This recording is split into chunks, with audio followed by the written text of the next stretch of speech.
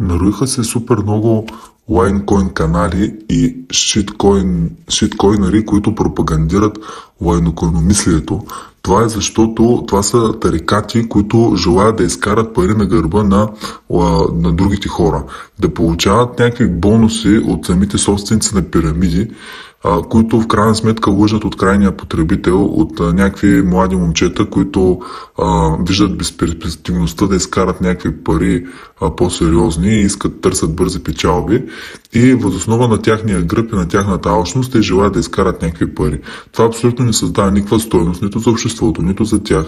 Дори когато те, ако случайно изкарат пари от някакъв шиткоин, лайнкоин проект, това са за пари, които ще им погубят живота. Защото те ще тръгнат да търсят следващата пирамида, следващото голямо избухване и всъщност целият живот е една низ от глупост и низ от нещастие. Така че шиткоин мисленето е брутално погубващо. И нещо да кажа изключително важно. Няма как с технически анализ да правиш на шиткоин проект. Това е, който ви показва технически анализ на шиткоин проект.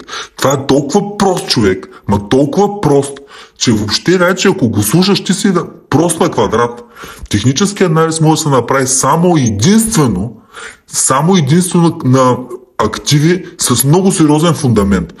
Активи без фундамент и без технически анализ, ти се едно си ходиш на някаква врачка да ти бай и да ти хвърля на боб и да ти гледа на кафе. Това вече си толкова прост, че просто няма на къде повече. Разбираш, смисъл да си удари от дъното на дъната. Ако въобще гледаш технически анализ на шиткоин, на лайнкоин канали, такива, които нямат никакъв фундамент. Значи първо си правиш фундаменталния анализ. Ако фундаменталният анализ ти е солиден, тогава може въобще да гледаш за технически анализ. Технически анализ не се прави на нещо, което е лайно.